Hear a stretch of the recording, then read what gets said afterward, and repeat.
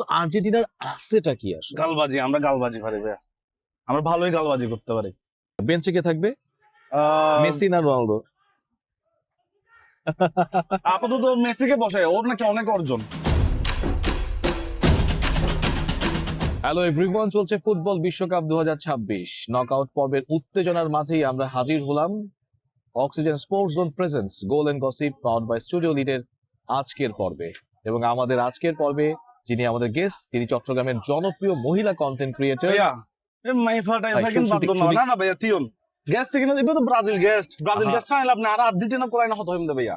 এ মাইফা গুলো হতো হইলে আপনি তোর উপর টাঙ্গ গোলো বারে আচ্ছা, পড়ে যাবো। শেষ করে নিই আমরা। মেডিকেলের জন্য পড়িব, হসপিটালের জন্য পড়িব, ফুটবল হতো হইবে তো ফুয়াসার লগে। এটা কি জানে? এটা জানে মেসি, আচ্ছা, নেইমার, আর কিছু না জানে বিশ্বকাপ মানে এটা কি জানে? কি বুঝা হতো হঠাৎ হলো জানেন না ভাইয়া আর লগে।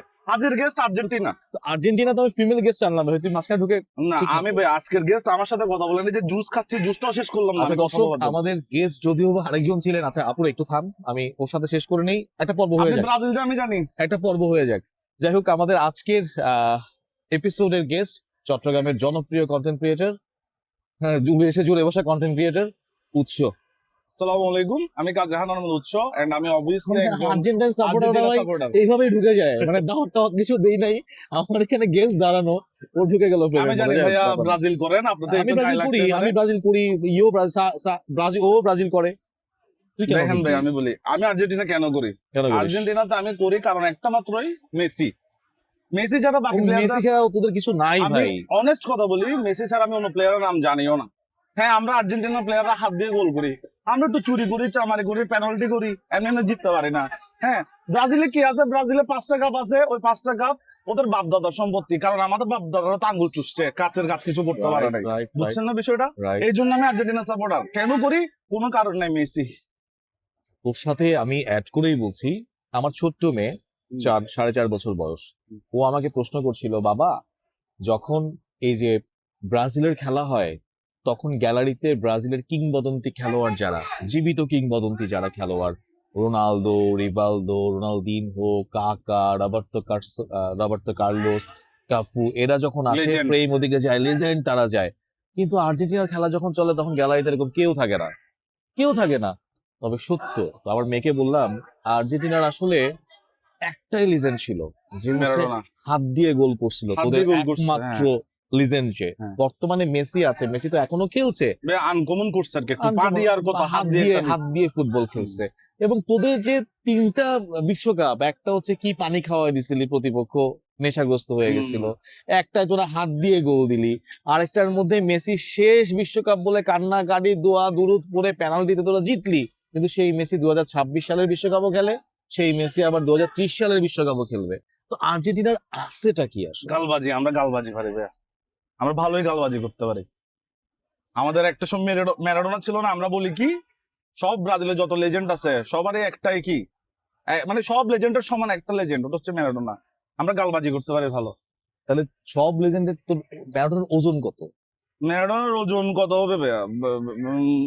সবার যত হয় তার চেয়ে একটু বেশি হইতে পারে, আধা কেজি বেশি হইতে পারে। গতকালকে আমরা একটা ম্যাচ খেলছি এখানে কন্টেন্ট ক্রিয়েটরদেরকে নিয়ে, তাই না? ওই ম্যাচটাতে ব্রাজিল হারিয়ে গেছে, আর্জেন্টিনা জিতে গেছে। 3-1 গোলে ব্রাজিল আগানো ছিল, সেই ব্রাজিলকে আর্জেন্টিনা যেভাবে কামব্যাক করলো, তোর কি মনে হয় যে এবারের বিশ্বকাপের নকআউট পর্বের প্রথম ম্যাচ, যেটাকে আর্জেন্টাইন দলের লোকজন বা সমর্থকরা বলছে এবারের বিশ্বকাপের সবচাইতে বড়, সবচাইতে শক্তিশালী দল কি, কেপা ভার্দে না কি যেন নাম যেটা আমরা আগেও জানতাম না, সেই দলের সাথে তোরা জিততে পারবি? আর তো ভাই, আপনি যেটার কথা বলতেছেন, এখানে কালকে খেলা হইলো কন্টেন্ট ক্রিয়েটরদের, ওইখানে ব্রাজিল করছে 3 গোল, আর্জেন্টিনা করছে 5 গোল। আসলে ব্রাজিলিয়ান যারা কন্টেন্ট ক্রিয়েটর আছে, তারা আর্জেন্টিনার কন্টেন্ট ক্রিয়েটর যারা সাপোর্টার ছিল ওদেরকে এটা মনে করে দিল 5টা গোল খেয়ে যে আমাদের কাছে 5টা স্টার আছে, ওই 5টা বারবার মনে করাই দিচ্ছে, 5টা স্টার যেটা নাই কখনো আসবেও না আর্জেন্টিনা। কথার মধ্যে এখন রোজ তুই আর্জেন্টাইন সাপোর্টার বলছিলি, এখন আবার 5টা স্টার মনে করায় দেওয়া। না, আমি 3টা স্টার এতক্ষণ কথা বলছিলাম আমার আর্জেন্টিনার সাপোর্টার যারা আমার ফলোয়ার আছে তাদের জন্য, বাট আমি তো অন্তর থেকে ব্রাজিল। দর্শক, কেন ব্রাজিল? তুই ব্রাজিলের অনেক কিছু আছে বললি, তোর কি মনে হয় ব্রাজিল দ্বিতীয় যে ম্যাচটা খেলবে নরওয়ের সাথে, সেই ম্যাচটা ব্রাজিল জিততে পারবে? কিংবা ব্রাজিল এই 2026-এর বিশ্বকাপে যে টাইপের খেলা খেলছে, এই টাইপের খেলা খেলে আদতেও সেমিফাইনাল বা ফাইনাল পর্যন্ত যাওয়ার যোগ্যতা ব্রাজিল রাখে? এটা তো আপনি তো এটাও কল্পনা করেন না কখনো যে জার্মান ঘরে চলে যাবে।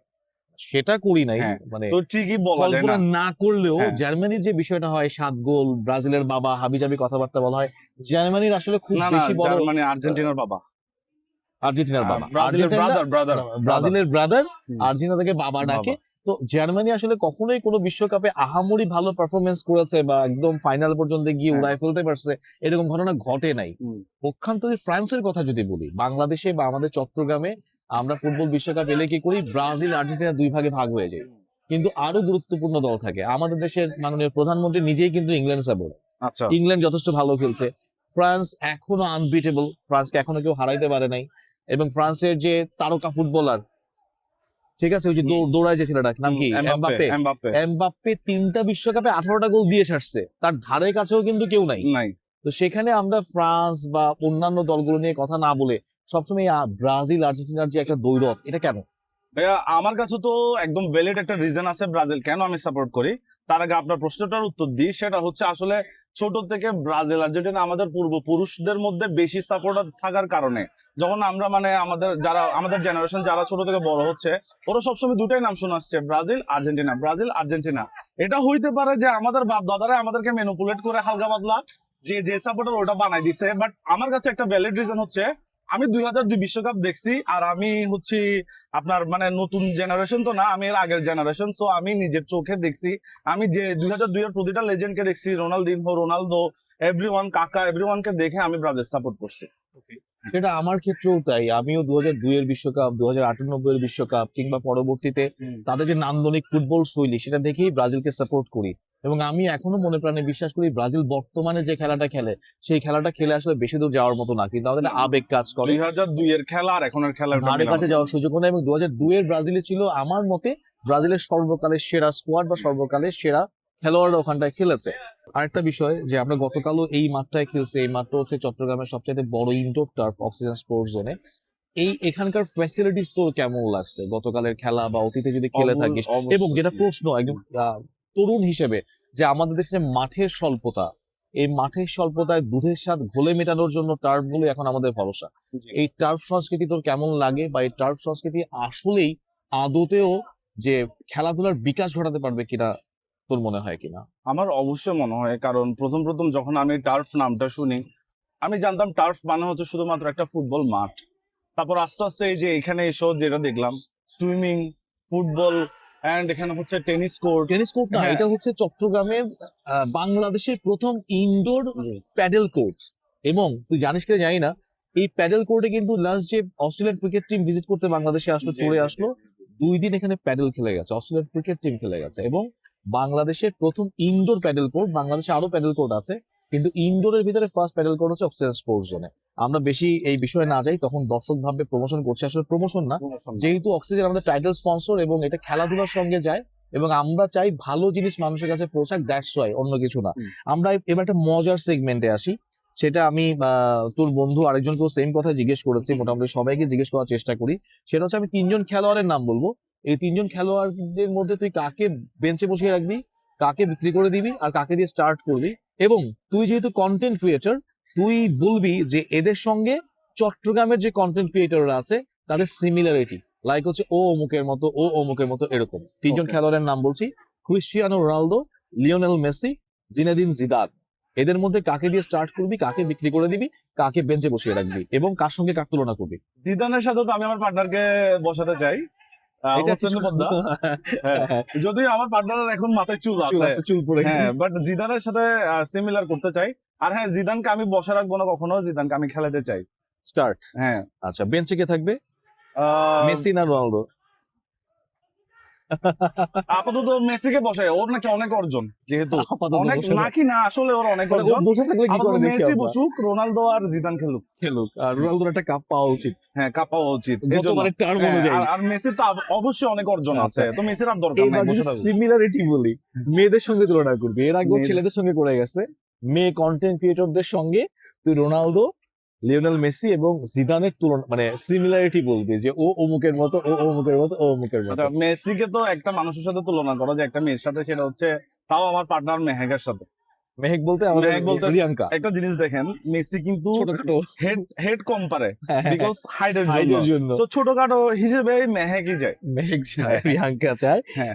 তারপর ইয়ের সঙ্গে রোনালদোর সঙ্গে রোনালদোর সঙ্গে বুড়ো কাউকে তুলনা করবি, একটু বুড়ো হয়ে গেছে। স্মিতাকে করা যায়। এই বিষয়ে কথা বলতে চাই না। জিদানের সঙ্গে তুই হোসেন বদ্দা মেয়ে তুলনা করলে জিদানের সঙ্গে জিদানের সাথে আসলে কাকে তুলনা করব? জিদান যেহেতু একটা পুরনো ওল্ড লেজেন্ড, ওই হিসেবে আমি জিদানকে নসীন আপু বলতে পারি। No comments. যাই হোক, আমি কি বলবো আসলে বুঝতে পারতেছি না, না। জিদান একজন সিনিয়র, যে আপনি মেসি বলেন বা নেইমার বলেন। নওশিন কি এতটা সিনিয়র হয়ে না, গেছে আপু ভাই? আমাদের জন্য অবশ্যই সিনিয়র, আমাদের মুরব্বী না উনি। মাঠে তো আছে ভাই, হ্যাঁ, মাঠে নাই মাঠে আছে, ব্যাপারটা অবশ্যই দরকার না। আছে। এখন আপনি আমাকে যে অপশন দিয়েছেন, আমি কার সাথে তুলনা করবো বলে? আমি কারণ মেসিও বলে দিলাম, রোনালদো বলে দিলাম, বাকি রইল জিদান। তো জিদানের সাথে ওর মানে মেসিদের আর জিদানের এইজ গ্যাপ হিসেবে কাউন্টার একটা প্রশ্ন করি তোকে, যদি বলি এবারের বিশ্বকাপে সবচাইতে ওভার হাইপড খেলোয়াড় কে? এবার নেইমার, কারণ ও বসে আছে, উঠতেছে না এখনো। তো মানুষ কেউ বলে কি নেইমারকে বসে রাখছে ও পুতুল, আবার কেউ বলে কি নেইমার উঠবে, সামনে উঠবে। তো বারবার নেইমারের নামটা মেবি সবচেয়ে বেশি আসছে। নেইমারের সঙ্গে তুই কোন ফিমেল কন্টেন্ট ক্রিয়েটর তুলনা করবি? নেইমারের সঙ্গে ৭৪ দেশ। এর আগে কিন্তু একটা ইয়ে ছিল, ন্যারেটিভ ছিল, কার সঙ্গে তুলনা করবি? Over hype. আচ্ছা, নেইমার নেইমার নেইমার আমার আসলে ফিমেলের মধ্যে মাথায় আসতেছে না নেইমারের সাথে কার সাথে দিতে পারে, কারণ আপনি নেইমারের বিষয়টা কোন দিকে নিয়ে যাবেন আমি ঠিক করতে পারতেছি এটা না। তো বুঝতে হবে। আচ্ছা, আমি যাকে ভাবতেছি তুই কি তাকে ভাবতেছিস? আমি মোটামুটি ভাবতেছি, বাট আমি নামটা নিচ্ছি আমাদের না আর কি। মিলে গেছে তো মিলে নামটা। গেছে, বাট নামটা নিতে পারতেছি না। দর্শক, নামটা কিন্তু মিলে গেছে, কিন্তু আসলে কে চট্টগ্রামের over hype content creator female? ভাই, দর্শকের উপর ছেড়ে দাও। এটাই বলছি, হ্যাঁ। দর্শক কমেন্ট করে জানাক। আমি মনে মনে যাকে ভাবছি, সেও মনে মনে যাকে ভাবছি, আবার যে ভাবছে তাকে ভাবছি, তার নামটা কিন্তু চলে আসছে, সেই নামে আমার অ্যালার্জি। সেটা আপনাদের উপর ছেড়ে দিলাম। আমরা মনে হয় না এটা আর বড় করা আর দরকার। বড় করা দরকার মনে হয় আর না। তুই যাকে থামিয়ে তুই ফ্রেমে ঢুকে গেলি তাকে অন্তত সরি বল। সরি আপু, episode-টা পরে আপনি যেতে আসবেন, হবে। এখন আপনি আসবেন। আর আপনিও ব্রাজিল, আমিও ব্রাজিল। আমরা সবাই ব্রাজিল। ব্রাজিল। দেখা যাক কে জিতে। দর্শক, এরই সাথে সাথে শেষ হয়ে গেল আমাদের আজকের এপিসোডটি। খুব ক্যাজুয়াল ছিল এপিসোডটা, এইভাবে হওয়ার কথা ছিল না। আসলে উৎস আমাদের গেস্ট ছিল, তবে এটা আরো 2-3 দিন পরে হওয়ার কথা ছিল। সামহাও সে সামনাসামনি দেখে ফেলাতে হাজির হয়ে গেল এবং ফ্রেমে ঢুকে গেল। আমরাও আপনাদের সামনে একটি চমৎকার নাটক মঞ্চায়ন করতে বিনা পারলাম প্রস্তুতিতে বিনা content। প্রস্তুতিতে আর্জেন্টিনাকে নিয়ে। ভাই, ভালো থাকেন আর্জেন্টিনা সমর্থক। আপনাদের পরবর্তী ম্যাচের জন্য ব্রাজিল সবচেয়ে পরাক্রমশালী দলের সঙ্গে, কেপ ভার্দের সঙ্গে আপনাদের ম্যাচের জন্য শুভকামনা জানিয়ে আমরা দুই ব্রাজিল সমর্থক টাটা, বাই বাই, আল্লাহ হাফিজ। ব্রাজিল ব্রাজিল 5টা